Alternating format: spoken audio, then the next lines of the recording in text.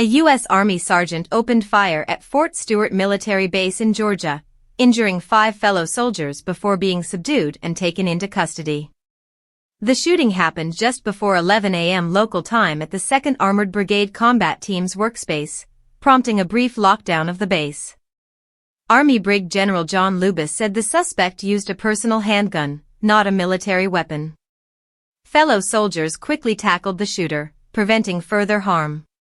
The suspect, Sergeant Quornelius Radford, 28, is an automated logistics non-commissioned officer responsible for maintenance and warehouse operations.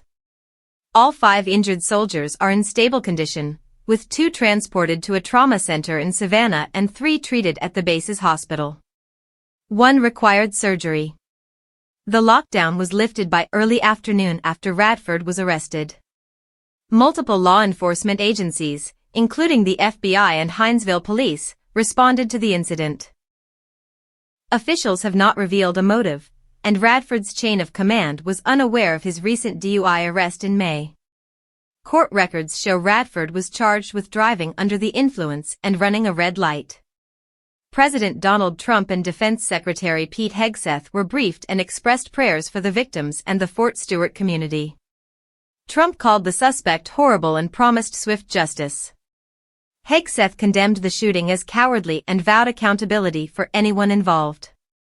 The shooting sent family members on base into panic. Sadie Moorbacher, watching a movie nearby, received a distressing text from her sister, who locked herself in a closet with her dog during the lockdown. Her husband, an active duty soldier, was safe and returned home after the lockdown lifted. This shooting marks the latest violent incident at Fort Stewart. In 2022, a soldier was fatally shot within the same unit's workspace. Other military bases have also suffered recent attacks, including mass shootings at Naval Air Station Pensacola, Fort Hood, and the Navy Yard in Washington, D.C.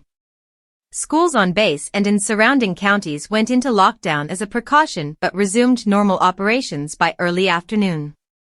Fort Stewart spans 438 square miles in southeast Georgia and houses about 10,000 people, including troops, families, and civilians. It is home to the Army's 3rd Infantry Division and has grown from an anti-aircraft training center established in 1940 to a major military installation today.